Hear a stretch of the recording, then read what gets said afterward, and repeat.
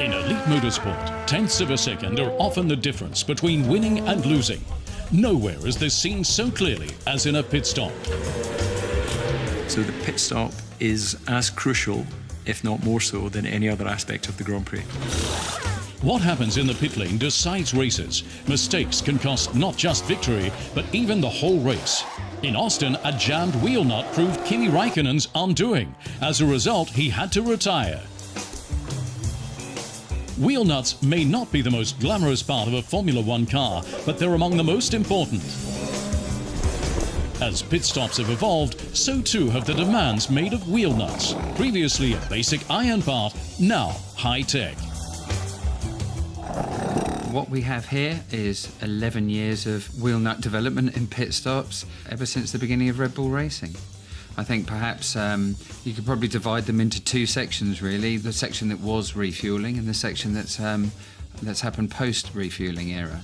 So we start at the beginning with the very first type of wheel nut. It was actually an off-the-shelf item, which bought from a third-party supplier. We used that for 3 years, but it was very heavy, and we made the decision a little later into the refueling era that we would fit some big carbon discs to the front of the car that were attached to a wheel nut, and we knew at that point that we were going to be slowing pit stop times down quite considerably, but it didn't really matter because we were connecting a fuel hose to the car. We knew that normally the fuel load would be a minimum of 5 seconds, so we were quite happy with the 4-second tyre change at that time.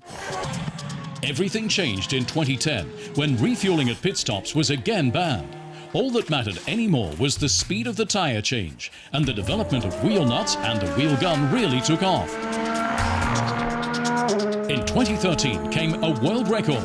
In under 1.923 seconds, the Red Bull pit crew with Mark Webber in Austin delivered the fastest pit stop to date in Formula One history.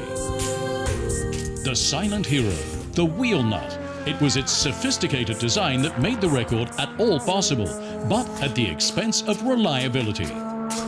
Bittersweet memories have here at Red Bull because this gave us our fastest ever pit stop time in Austin, but also it was partly the reason why we lost a wheel in the pit lane with Mark Webber in Germany. So, as I say, bittersweet memories there. In ongoing development since then, an increasingly major role has been played above all by the wheel nut's aerodynamic properties. This is the wheel nut that we're using on the front axle of the car at the moment. It's very complicated assembly, very expensive assembly. So, 11 years of wheel nuts.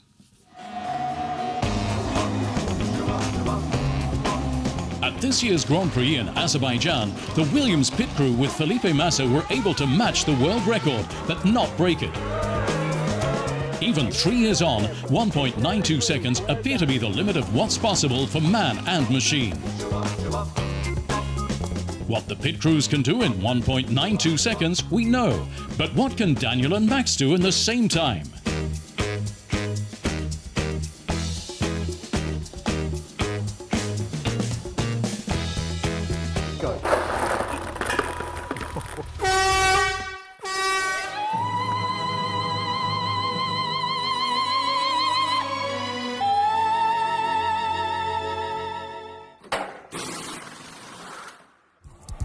We'll leave pit stops to the pros and be intrigued to see when the next record is set in Formula One's millimetre-precise choreographed pit crew ballet.